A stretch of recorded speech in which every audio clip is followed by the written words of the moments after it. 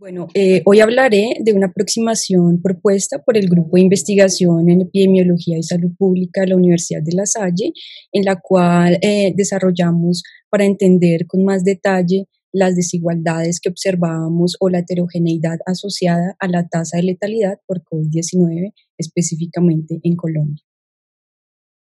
Entonces, como todos sabemos, el brote de COVID-19 ha desafiado los sistemas de salud y específicamente de vigilancia de todos los países del mundo, ¿sí? Desde su reporte inicial en la ciudad de Wuhan.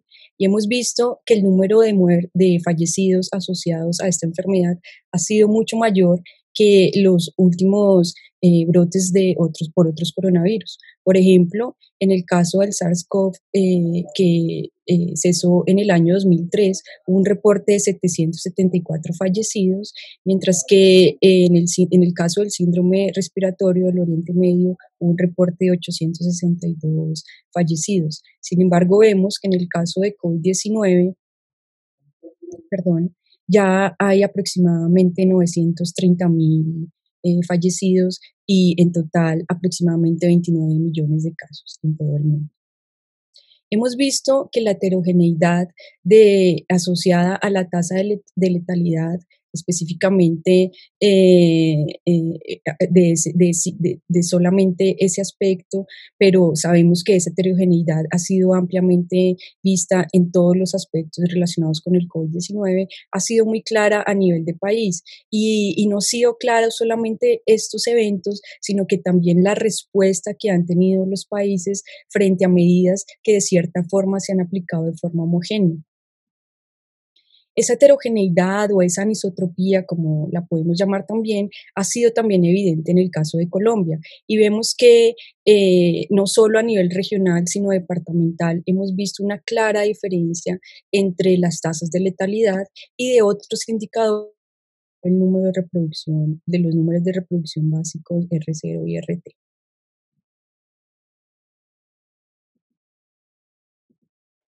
A partir de estas desigualdades que observamos, me gustaría hacer un énfasis en la definición de desigualdades en salud y es un término que ha sido ampliamente utilizado para referirse a aquellas diferencias sistemáticas, pero principalmente eh, que son evitables, ¿sí? Asociadas a todos los eventos en salud.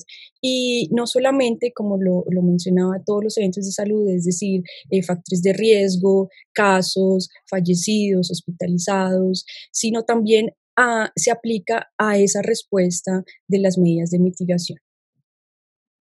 Entonces, en este sentido, nosotros como grupo de investigación establecimos que había una heterogeneidad que no era muy evidente, pero que sí podríamos partir de esa hipótesis y pues inicialmente lo asociamos a barreras de salud, posiblemente asociadas a la cantidad de hospitales y también a la cantidad de unidades de cuidado intensivo.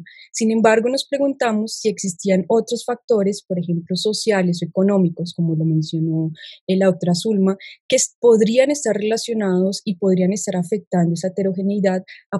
Eh, ¿Me están escuchando bien? Veo que... Sí, te escuchamos bien. Gracias. Asociados a esa heterogeneidad en los casos en el número de fallecidos. Entonces, nuestra propuesta inicialmente fue abordar y cuantificar esa heterogeneidad, evaluarla en términos cuantitativos y encontrar los factores de riesgo asociados a esa desigualdad, a esa heterogeneidad. No solamente saber cuáles son los factores, tanto socioeconómicos, sino cuál es la contribución de cada uno de los factores a esa heterogeneidad. Para esto, nosotros utilizamos los datos del número de fallecidos reportados por el Instituto Nacional de Salud. Estos datos pueden observarse en nuestro más reciente tablero de control, que permite una interacción del usuario a todos los aspectos de este conjunto de datos. Como lo vemos, está actualmente disponible en la página de la Universidad de La Salle, en los links que están debajo del video. Para evitar el ruido asociado a estos datos, consideramos una calibración semanal y consideramos inicialmente una escala departamental. No todos los departamentos fueron incluidos, solamente incluimos aquellos con fallecidos reportados continuamente desde la semana 12 a la semana 31, es decir, desde marzo 16 a agosto 2. Como covariables, nosotros utilizamos el índice de pobreza multidimensional disponibilizado por el Departamento Administrativo Nacional de Estadística, DANE, para las personas que nos acompañan fuera de Colombia. Estos datos son públicos, se encuentran disponibles en la página del DANE, y este índice de pobreza multidimensional está conformado por 5 dimensiones: una dimensión de educación, de niñez y juventud, de trabajo, de salud y de vivienda. Estas 5 dimensiones, a su vez, están conformadas por 15 indicadores. Nosotros consideramos todos estos 15 indicadores, y como vemos en la parte inferior de la presentación, estos indicadores, lo que nosotros consideramos fue la proporción, es decir, la proporción de cada uno de esos indicadores y su aporte al índice de pobreza multidimensional en cada uno de los departamentos. Por lo tanto, la suma de estos indicadores daría 100% en cada uno de los departamentos. Por lo tanto, esto quiere decir que en algunos departamentos el índice de pobreza multidimensional tiene mayor peso por ejemplo, a variables asociadas con la dimensión educación o a la dimensión salud. Entonces, como esto suma 100%, nosotros consideramos para todos los análisis y para evitar errores asociados a la autocorrelación entre ellas, consideramos como base la variable asociada a la dimensión de niñez y juventud.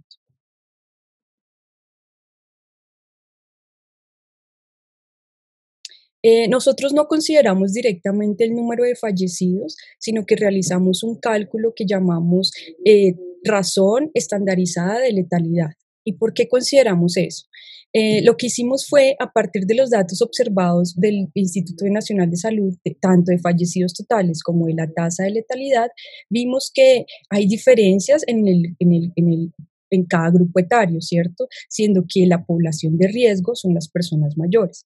Por lo tanto, lo que hicimos fue calcular el número de muertes esperadas, ajustado al grupo etario, a la conformación etaria de cada uno de los departamentos, y de esta forma no hacer comparaciones erradas entre departamentos.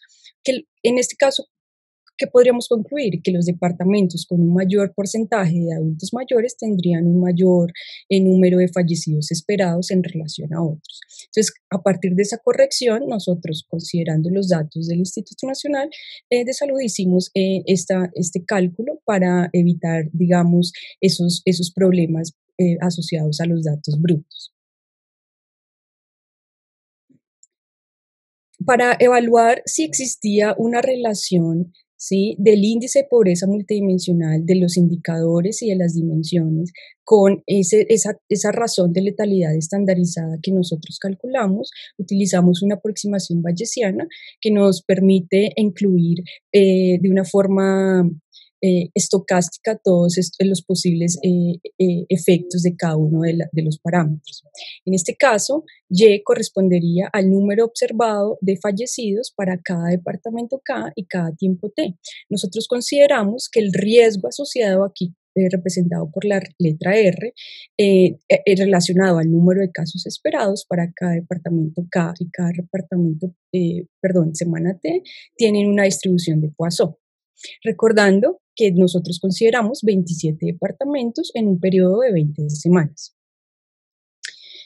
Consideramos también, como ya lo mencioné, un vector de variables, ¿cierto?, asociadas a cada uno de los índices de pobreza multidimensional, siendo salud, educación, trabajo, vivienda y vivienda, siendo que, como les expliqué, la variable juventud y niñez fue considerada como un parámetro base.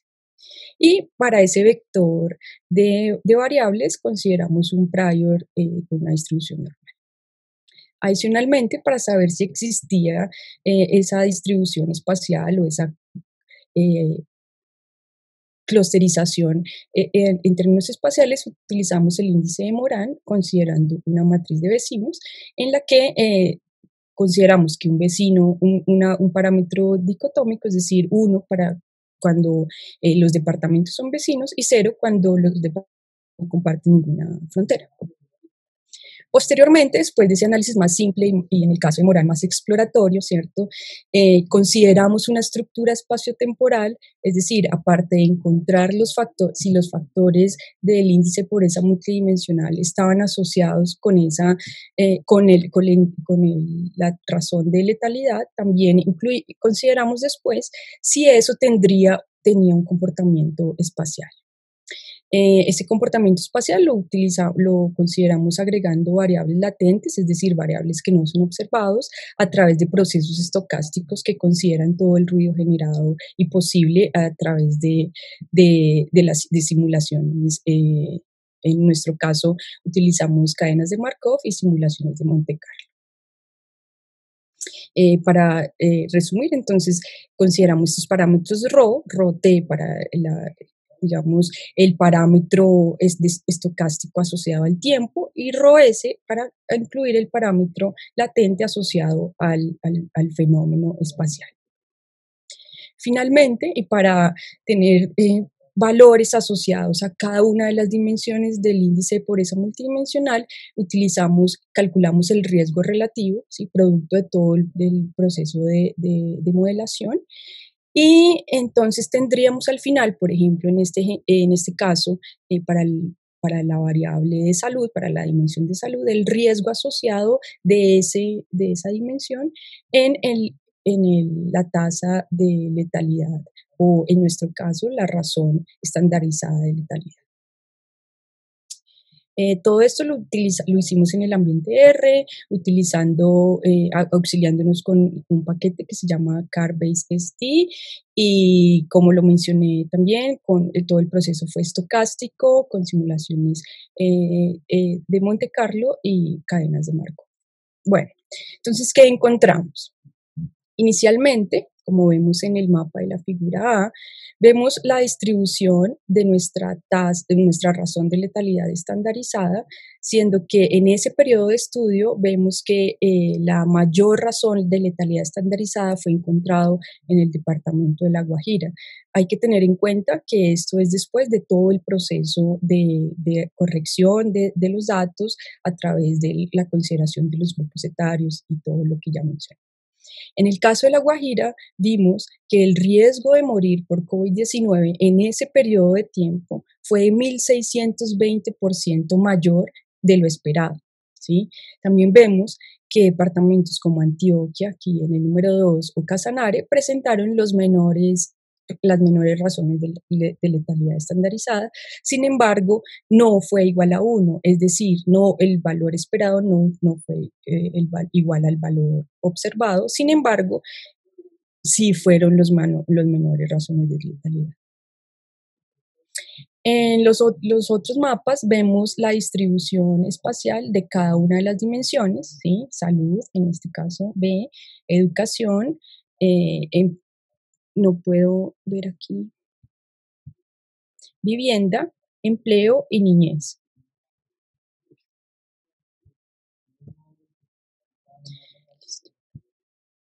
Listo. Entonces vemos que no es claro un patrón de ninguna de esas dimensiones que coincida con el patrón que observamos en el cálculo de la razón de letalidad estandarizada. Y solo para dar un ejemplo, veamos cómo Antioquia, que tiene uno de los menores razones de letalidad, y Córdoba, que tiene uno de los mayores razones de letalidad estandarizada, presentan una distribución similar, ¿sí? una contribución similar de la dimensión salud, ¿sí? Una contribución similar de la dimensión empleo y una contribución similar de la dimensión vivienda al índice de pobreza multidimensional, aunque ellos contienen ambos una razón de letalidad estandarizada bastante diferente. Entonces vemos que visiblemente no es evidente una asociación del índice de pobreza multidimensional con la razón de letalidad.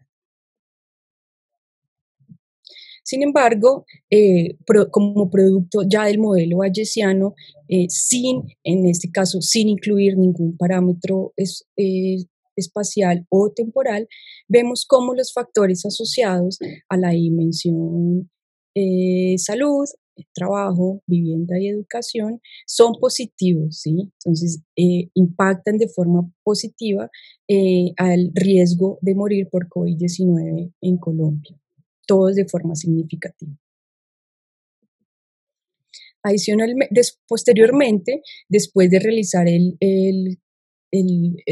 la prueba de Morán y ver que sí realmente no solo el índice de pobreza multidimensional, como lo vimos en la tabla anterior, afecta de forma significativa esa razón de letalidad estandarizada, vemos que también está asociado a departamentos vecinos, es decir, hay una fuerte autocorrelación espacial y temporal, ¿sí? Como lo vemos aquí, ROES y ROTE, y que está presente en estos datos después de ajustar a los efectos de todas las covariables, es decir, a todas las dimensiones del índice de pobreza multidimensional. Vemos en este mapa la evolución espacial, ¿sí? del resultado del riesgo asociado a cada departamento y solo a partir de la semana 14 hasta la semana 31, es decir, del 30 de marzo al 2 de agosto, vemos cómo el riesgo de morir por COVID-19 en Colombia fue mayor inicialmente en el Amazonas y en la costa pacífica y del Caribe, y cómo este patrón tuvo bastante un aumento y después se ve que considerablemente disminuye, sin embargo siempre manteniéndose, ¿sí? Manteniéndose ese mayor riesgo de muerte por COVID-19 en algunas regiones. No vemos aquí que no hay una homogeneidad en el riesgo de morir, vemos que sí existe realmente una heterogeneidad, es decir, una desigualdad en el riesgo de morir por COVID-19. Adicionalmente, y en términos temporales, vemos que el riesgo de morir también fue distinto, siendo que hubo un aumento del riesgo, y vean que es de casi 10 veces mayor en este periodo, de marzo 16 a mayo 4. Y en este momento me gustaría comentar algo que olvidé, y es que nosotros consideramos este periodo hasta el 2 de agosto porque realizamos los análisis alrededor de en agosto también, y desconsideramos las últimas semanas más cercanas a nuestro análisis, considerando ese rezago que hay en la notificación de los datos, no solamente de los casos, sino también de los fallecidos. Entonces, volviendo, vemos cómo hubo un aumento en el riesgo de morir por COVID-19 en relación en general en Colombia de marzo 16 a mayo 4, y vemos cómo ese riesgo tiene una tendencia a disminuir a partir de junio 29, y vemos que en agosto el riesgo fue mucho menor. Sin embargo, no vemos que el riesgo sea igual a 1, es decir, inclusive en agosto, siguiendo después con nuestros análisis, vimos que el riesgo era de 200% mayor comparado con otros países y otras regiones. En relación a los riesgos relativos, voy a explicar el riesgo asociado a cada una de las dimensiones, resumiendo los resultados de ambas tablas que mostré. Entonces vemos que en el caso de la dimensión de vivienda, ¿sí? Descrita aquí por DMPI, la contribución en los departamentos donde la contribución de la dimensión de vivienda al índice de pobreza multidimensional es más importante, vemos que el riesgo de muerte, el riesgo relativo es de 2. ¿Esto qué quiere decir? Que en los departamentos donde hay mayor falta de acceso a agua potable, inadecuada eliminación de excretas, pobres construcciones de vivienda y hacinamiento crítico, el riesgo por morir de COVID-19 es 200% mayor en departamentos que no sufren o que no presentan estas condiciones. Adicionalmente, siguiendo con la dimensión de salud, vemos que los departamentos que cuentan con esa contribución de la dimensión salud al índice de pobreza multidimensional asociado a la falta de seguridad social y a la presencia de barreras de acceso a la salud es también de casi 200%, como lo vemos aquí en el cálculo de riesgo relativo y en el intervalo de confianza. En relación a la variable, a la dimensión de trabajo, los departamentos con mayor porcentaje de empleo informal y de dependencia económica tienen también un mayor riesgo y es significativo por morir de COVID-19. Y finalmente, pero no menos importante, la dimensión de educación, que vemos que también los departamentos que con mayores tasas de analfabetismo y con menores logros educativos también tienen un mayor riesgo de morir por COVID-19. Entonces, bueno, me gustaría hacer algunos comentarios antes de concluir, y es lo siguiente. En el caso de la dimensión de salud, vimos que una de las dimensiones, de los parámetros que son evaluados es las barreras al acceso de salud, ¿cierto? Esta definición es muy importante porque vemos que el DANE considera que las barreras al acceso a los servicios de salud está definido por la proporción de individuos que no accedieron al sistema de salud debido a una enfermedad que no requería hospitalización. Es decir, las personas aún estando enfermos, no accedieron, no consultaron el servicio de salud. Y esto, en discusión con el grupo, lo vinculamos con el autorreporte, ¿sí? Y en este momento sí me gustaría hacer un énfasis en la importancia del autorreporte de los síntomas asociados al COVID-19 como una medida fundamental para la prevención de la mortalidad, de la letalidad por COVID-19. Siendo que esa dimensión salud presentó un riesgo relativo bastante alto. Aunque de forma muy curiosa y muy, muy interesante vemos que la dimensión que mayor contribuye al riesgo de morir por COVID-19 es la dimensión de vivienda, ¿sí? Y en esta dimensión de vivienda, como lo vimos, hay factores muy importantes relacionados, y es el suministro de agua potable y el manejo de aguas residuales. ¿Y por qué es tan importante? Porque en el caso del COVID-19, medidas de prevención de la transmisión entre individuos es el lavado de manos, y más aún hemos visto en publicaciones que es posible una transmisión orofecal del virus. Entonces, vean la importancia de estas medidas y de las medidas de mitigación del virus que no son fácilmente aplicadas a algunas regiones. El último comentario antes de concluir es que nosotros utilizamos los datos del Instituto Nacional de Salud, aún sabiendo de la subnotificación asociada y del número de pruebas que se realizan, que como vemos en estos gráficos ha venido disminuyendo conforme disminuye la notificación de los casos en el país, ¿sí? Tiene un comportamiento bastante similar, tanto cuando lo observamos del reporte diario como semanal. Entonces, para esto nosotros hicimos un análisis paralelo en el que vimos que esa subnotificación sí es homogénea y es isotrópica en el país. Por lo tanto, realizando diferentes simulaciones, vimos que ese incremento de la subnotificación o cambios en la subnotificación a nivel nacional o departamental en nuestro caso, no generaría cambios en la contribución de las variables asociadas al índice de pobreza multidimensional.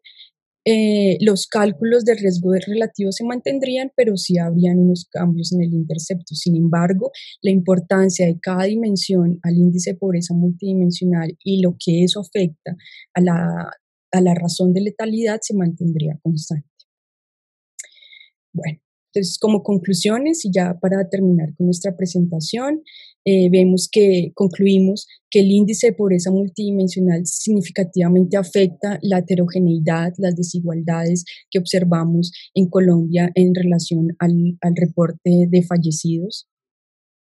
Vemos que factores como educación y empleo son importantes, son factores de riesgo importantes. Sin embargo, vemos que la relación más robusta y más consistente se observó en las dimensiones de salud y sobre todo de vivienda, siendo el riesgo mayor en lugares con falta de acceso a los sistemas de salud, bajo autorreporte de los síntomas asociados al COVID-19 probablemente, falta de acceso a agua potable, inadecuada eliminación de excretas, pobres condiciones de construcción de vivienda y hacinamiento crítico. Nosotros estamos convencidos que la investigación es el camino ideal para auxiliar la toma de decisiones y establecer las estrategias de mitigación que se enfocan en la prevención de la propagación del virus. Sobre todo, creo que es lo más importante para encontrar si existen y qué hacer en el caso de comunidades más vulnerables. Nuestro llamado también es un llamado de alerta. Nuestros resultados nos indican que no solamente para el caso del COVID, sino para futuras pandemias debemos prepararnos mejor, progresivamente reduciendo los factores que generan las desigualdades en salud. Me gustaría agradecer al Ministerio de Ciencia, Tecnología e Innovación de Colombia, dado que nuestro proyecto está en el marco de la convocatoria MinCienciathon. Nosotros recibimos financiación del Ministerio en esa convocatoria. También quisiera agradecer a la Vicerrectoría de Investigación, especialmente al ingeniero Freddy Martínez por su soporte.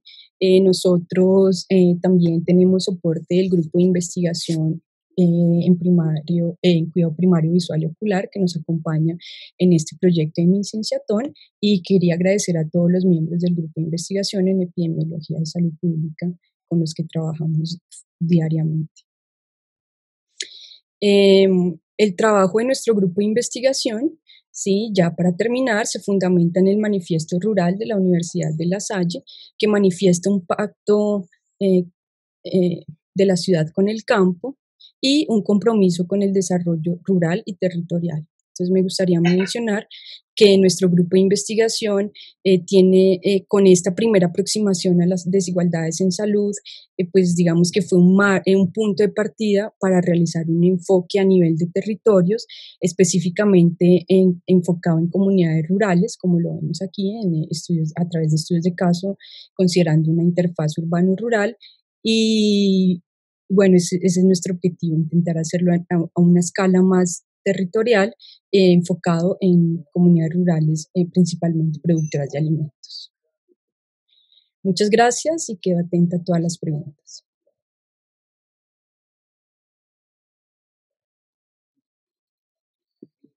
Bueno, muchas gracias, doctora Gina Polo, por su presentación.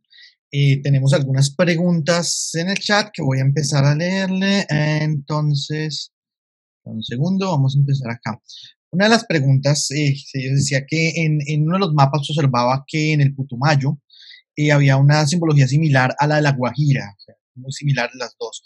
Y preguntan, ¿cuál fue la letalidad indirecta en ese departamento, en el Putumayo? La razón de letalidad ya lo buscamos. Está en el...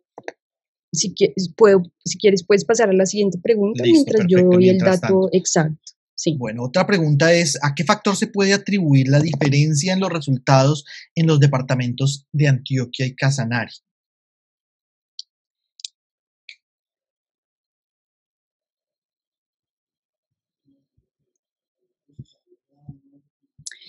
Bueno, como lo mencionábamos, la disminución de la letalidad en este caso sería asociado directamente, intuitivamente, ¿no? Podría estar asociado a la cantidad de hospitales, de unidades de cuidado intensivo, pero también a las diferentes condiciones asociadas a ese índice de pobreza multidimensional, ¿no? Podríamos considerar y ver en los mapas cómo esos departamentos se diferencian de los otros y en ellos es más importante contribuciones relacionadas al sector de empleo y de educación. Entonces, sí podríamos decir en este caso que esa menor tasa de letalidad estaría asociado no solamente a factores de salud, sino a los factores socioeconómicos que nosotros encontramos, ¿no?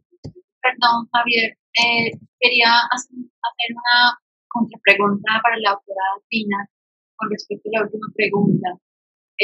Gracias, excelente presentación, y me alegro mucho que uno de los proyectos MinCienciathon hagan parte de este evento. Con respecto, nos mencionas de todas maneras esa diferencia tan notable entre Córdoba y Antioquia, pero luego decías que de todas maneras en las dimensiones de salud, vivienda y empleo eran similares. Yo quería preguntarte si consideras que diferencias culturales y sociales en cómo se asumió las medidas de supresión entre Antioquia y Córdoba podrían explicar que a pesar de que no hay, de que en las dimensiones de salud viven en peor, no se podría explicar esa alta diferencia de letalidad, sí se podría aplicar, teniendo en cuenta que obviamente Colombia tuvo, para los otros compañeros latinoamericanos que están conectados, Colombia tuvo un abordaje, digamos, global de todas las normas, no fueron, digamos, en otros países pueden ser por estados o regiones, pero Colombia tuvo unas normas homogéneas en teoría. No sé si consideras que podría haber una diferencia, que eso puede explicar las diferencias cómo se asumieron esas medidas en la supresión. Yo creo que no solamente eso, sí, depende de muchos otros factores. Nosotros simplemente exploramos si factores socioeconómicos también contribuyen, pero no quiere decir que solo los factores socioeconómicos contribuyen, ¿sí? Sabemos que depende de muchos otros factores y de hecho la necesidad de realizar modelos a nivel de individuo para saber si comportamientos inherentes a los individuos también si hay diferencias en esos comportamientos a nivel departamental. Es decir, la cantidad de factores que pueden afectar son yo creo que una cantidad enorme, pero no se han cuantificado. Entonces, por eso es nuestra propuesta. La idea era cuantificar si factores socioeconómicos intervenían, pero no en ningún momento el mensaje es que solo estos factores contribuyen. La cantidad de factores que contribuyen yo creo que incontable y no los conocemos. Es decir, es necesaria la investigación a nivel de individuos y a nivel de escalas, municipal, territorial, para entender mejor cuáles son los factores que afectan esas diferencias. En realidad no me refería a que fueran solo los, obviamente, me parecen excelentes, súper interesantes los resultados de la investigación. No me refería a que fueran solo eso o que se estuvieran descartando lo otro, sino que cuál era tu opinión con respecto a eso. Y aprovecho para preguntarte si, aunque este es el proyecto, digamos, las valores más importantes que ustedes están evaluando, se han considerado lo que acabas de mencionar, que se puedan hacer unas evaluaciones individuales para poder de alguna manera dimensionar si esto, el rol sociocultural con respecto a cómo fueron acatadas esas normas de supresión, podrían haber tenido un impacto y explicar la diferencia en este caso entre Córdoba y Antioquia. Sí, en el marco de nuestro proyecto establecimos estudios de caso precisamente para evaluar en una menor escala, más cerca con las regiones, conversando con las personas, como lo comenté a nivel, sobre todo específicamente a nivel rural, y poder dar más respuestas a esas diferencias. Sí. Y en el caso del Putumayo, el SCFR, es decir, la razón de letalidad que encontramos fue de 12, es decir, de 1200% mayor.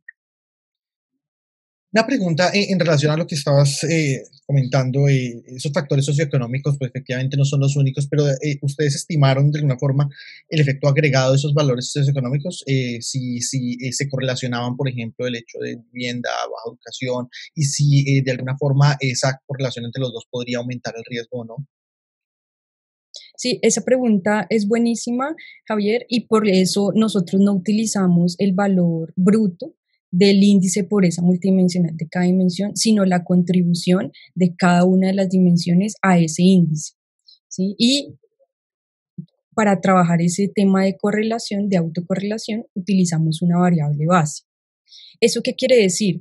Que en el caso, por ejemplo, de la variable salud, un aumento de 10% en la dimensión de salud, de la contribución de la dimensión salud al índice de pobreza multidimensional de cada departamento, tendría que acompañarse a un 10% en la disminución de la dimensión niñez y juventud. Entonces, para trabajar con esa autocorrelación, que es súper pertinente y súper adecuado, nosotros en nuestro caso utilizamos el porcentaje de la contribución de cada dimensión al índice y una variable base. Ok. Bueno, hay otra pregunta en relación a si conoces si hay estudios o información que esté relacionada con migrantes y zonas fronterizas en esos estados, en esos departamentos en los cuales evaluaron ustedes.